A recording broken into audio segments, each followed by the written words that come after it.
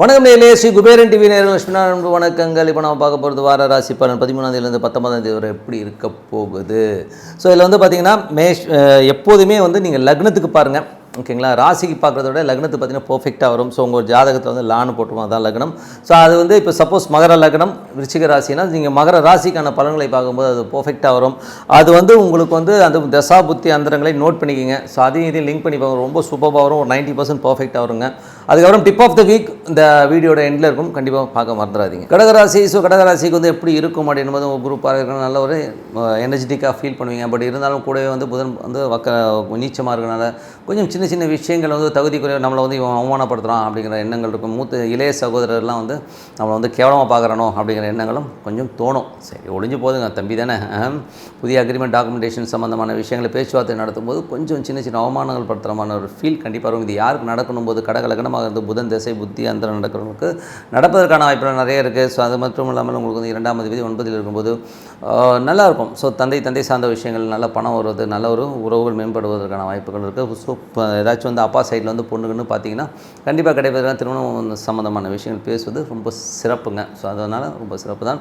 இருந்தாலும் வந்து கூடவே வந்து புதன், ஸோ புதனுடைய சேர்க்கை குடும்பத்தில் வந்து தேவையில்லாத ஒரு நபர்களாக ஒரு சின்ன சின்ன ஒரு சலனங்கள், பின்னாடி பேசிட்டாங்க, அப்படி பேசிட்டாங்க, இப்படி பேசிட்டாங்க, யாராச்சும் குட்டையை குழப்பி உங்களை இந்த மாதிரி பேசிட்டாங்க தெரியுமா, அவமானப்படுத்திட்டாங்க தெரியுமா, அந்த மாதிரிலாம் வந்து பேசுவதற்கான வாய்ப்புகளும் கொஞ்சம் கவனமாக இருந்துக்கிறது ரொம்ப ரொம்ப அவசியங்க, ஓகேங்களா. ஸோ அதை வந்து பார்த்துக்குங்க.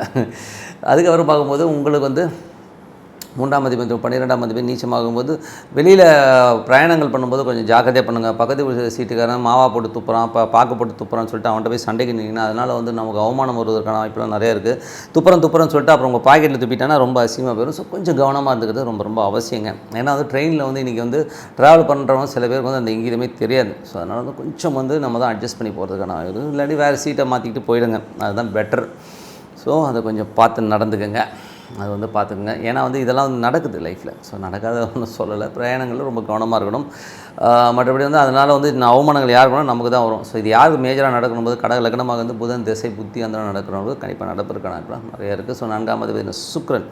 4ஆம் அதிபதி சுக்கிரன் வந்து பார்த்திங்கன்னா உங்களுக்கு வந்து 10ல் இருக்குது. ஸோ 10ல் இருக்கிறது வந்து பார்த்திங்கன்னா கொஞ்சம் எமோஷன்ஸ் ஜாஸ்தி இருக்கும். தொழில் ரீதியான விஷயங்கள் வந்து கொஞ்சம் ரியல் எஸ்டேட் சார்ந்த விஷயங்கள் நல்ல ஒரு ஃபாரின் என்ஆர்ஐ கிளைண்ட் வந்து உங்கள்கிட்ட பேசுவார். பட் இருந்தாலும் ஒரு சின்ன சின்ன தடைகள் ஏற்பட்டு எல்லாமே கிளியர் ஆகிறதுக்கான வாய்ப்புகள்லாம் இருக்குது. ஸோ நல்ல விஷயம், நல்ல மாற்றங்களாக இருக்குது. மற்றபடி வந்து ரியல் எஸ்டேட் இல்லாதவர்கள் வந்து கொஞ்சம் எமோஷன்ஸாக இருக்கும். வேலையில் கொஞ்சம் அதிகமான ஒரு லாபங்களை எதிர்பார்ப்பீங்க. வண்டி வாகனங்கள் வெஹிக்கிள் வியாபாரம் பண்ணுறவங்களும் ரொம்ப சிறப்பாக இருக்குங்க. ஸோ அது நல்ல விஷயந்தான்.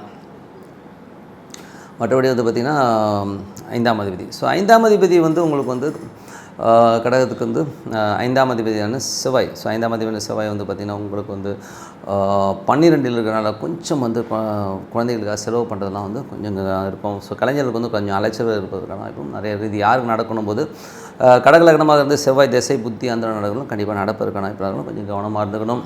மற்றபடி 6ஆம் அதிபதியான புதன், 6ஆம் அதிபதி குரு. ஸோ குரு வந்து பார்த்திங்கன்னா உங்களுக்கு வந்து இப்போ 9ல் 6, 9, 9 வேலை விஷயங்களில் கொஞ்சம் அலைச்சல் இருக்கும். பட் இருந்தாலும் அதனால் வந்து நல்ல வருமானங்கள் வருவதற்கான வாய்ப்புகள் இருக்குது.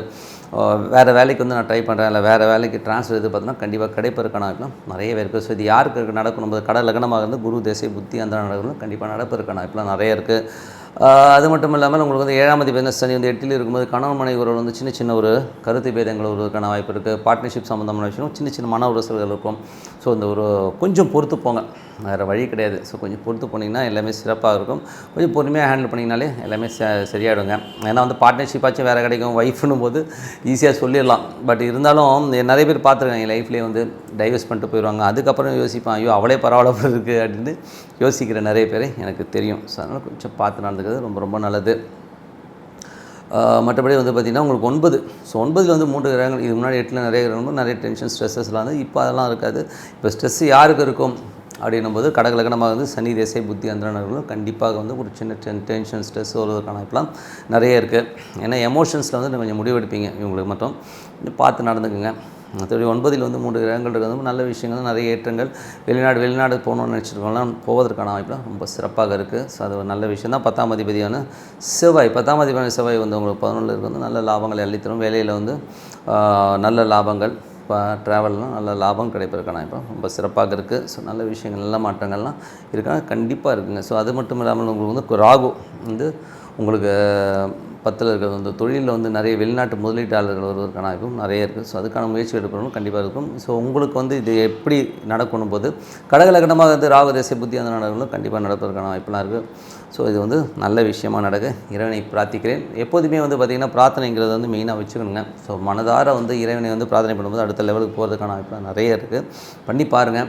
இந்த வாட்டி வந்து பிரார்த்தனை பற்றி தான் சொல்ல போகிறோம். டிப் ஆஃப் த வீக்கில் கண்டிப்பாக பாருங்கள். இந்த வாட்டி சொல்ல போகிறது பிரார்த்தனை. எப்போ பார்த்தாலும் இந்த மனுஷன் வந்து ராசி பலன் சொல்லும்போதெல்லாம் வந்து பிரார்த்தனை பண்ணுங்கன்னு சொல்கிறாரு அப்படின்னு சொன்னதுக்கு வந்து இப்போது லேட்டஸ்ட்டாக வந்து நடிகர் திரு வெண்ணிராடை மூர்த்தியோட ஒரு இன்டர்வியூ வந்து நான் பார்த்தேன்.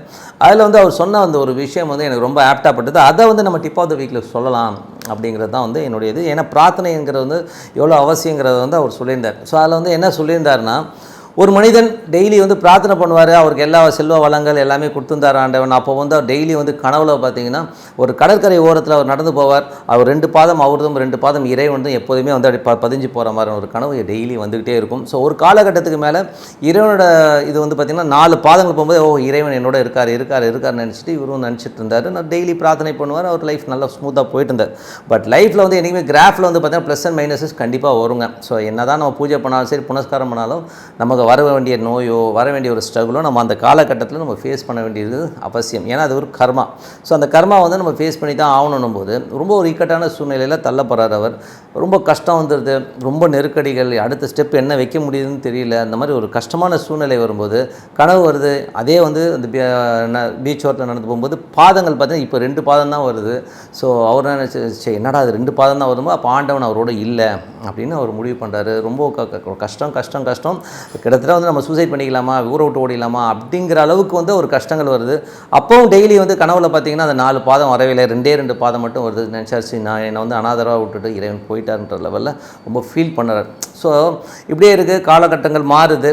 ஸோ கஷ்ட காலங்கள்லாம் முடிஞ்சு நல்ல காலகட்டம் வந்து அவரும் ஒரு செல்வ செழிப்பாக திருப்பி பழைய மாதிரி வந்துடுறாரு. பழைய மாதிரி வரும்போது பார்த்தீங்கன்னா திருப்பி பார்த்தீங்கன்னா 4 பாதங்களோட போகிற மாதிரி ஒரு ஃபீல் கண்டிப்பாக வந்துடுது அவருக்கு. அப்போ இறைவன் திருப்பி வந்துட்டார் நம்ம கூட. இப்போ நல்ல காலகட்டம் வரும்போது தான் இறைவன் வராது, கெட்ட காலகட்டத்தில் நம்ம கூட இல்லை அப்படின்னு சொல்லிட்டு இறைவனை பார்த்து வந்து அவர் கேள்வி கேட்குறார். ஏன்டா நான் வந்து இவ்வளோ பூஜை பண்ணேன் எல்லாம் பண்ணேன், கஷ்ட காலகட்டத்தில் வந்து கடைசியில் பார்த்தீங்கன்னா 2 பாதம் தான் வந்து நீ என் கூட வரவே இல்லையே இறைவான்னு சொல்லிட்டு சண்டை போடுறார். ஸோ சண்டை போடும்போது இறைவன் சிரிச்சுட்டே சொன்னாராம், டேய் இது அந்த 2 பாதம் உன் பாதம் இல்லை, அது ஏன் பாதம், என்ன நான் உன்னை வந்து தோளில் தூக்கிட்டு போயிட்டு இருந்தேன் அப்படின்னு அவர் சொன்ன ஒரு விஷயம். இறைவன் வந்து ஏன்னா அவர் அந்த டைமில் வந்து இறைவன் தூக்கிட்டு போகலன்னா இன்றைக்கி உன் வாழ்க்கையே வேறு மாதிரி போயிருக்கும், நீ இருந்திருக்கவே மாட்டேன், நான் தான் உன்னை தோளில் சுமந்துட்டு போனேன்னு சொன்ன அந்த ஒரு விஷயம் வந்து ரொம்ப அற்புதமான விஷயம். அந்த மாதிரி தாங்க நம்ம கஷ்டகாலம் வரும்போது அந்த கஷ்டங்களை வந்து வெளியில் வரணும்னு பார்க்குறோம், எல்லாருமே திட்டுறோம் கத்துறோம், எனக்கு இந்த மாதிரி வந்துருச்சு வந்து புலம்புறோம். இல்லைங்க, அது ஒரு கர்மா வந்து நம்ம கண்டிப்பாக அனுபவிக்க வேண்டிய சொன்ன. பட் இருந்தாலும் பிரார்த்தனை விடவே கூடாது. ஸோ பிரார்த்தனைங்கிறது வந்து பார்த்திங்கன்னா இறைவன் வந்து நம்மளை தோளில் தூக்கிவிட்டு கண்டிப்பாக அந்த பிரச்சனையிலேருந்து நம்மளை விடு பண்ணிடுறார். ரொம்ப சூப்பராக இருக்குங்க. ஸோ இது சொல்லும்போது எவ்வளோ சூப்பராக இருக்கு பாருங்கள். அதனால் பிரார்த்தனையை வந்து கைவிடாதீங்க. காலையில் எழுந்து ஒரு 10 நிமிஷம் 15 நிமிஷம் ஒரு அமைதியான சூழ்நிலை இறைவனை மனதார பிரார்த்தனை பண்ணுங்கள். அது ஜபம் சொல்லுவோம், ஓம் நமச்சிவாய மனசார பண்ணும்போது இறைவன் நம்மளோட இறங்குவார். நம்ம அடுத்த லெவலுக்கு முன்னேறுவது, அடுத்த லெவலுக்கு வந்து ஆட்களை அனுப்புறதெல்லாம் வந்து ஆட்டோமேட்டிக்காக நடக்கும், இந்த மேஜிக் நடக்கும். நீங்கள் பாருங்கள், லைஃப்பில் வந்து எல்லா வளங்களும் சுகங்களும் நீங்கள் வாழணும்னு சொல்லிட்டு நன்றி, வணக்கம். ஸ்ரீ குபேரன் டிவியை பார்த்தமைக்கு நன்றிகள். மேலும் இது போன்ற தகவல்களை தெரிந்து கொள்ள ஸ்ரீ குபேரன் டிவியை சப்ஸ்கிரைப் செய்யுங்கள். மறக்காமல் பெல் ஐக்கானை கிளிக் செய்யுங்கள்.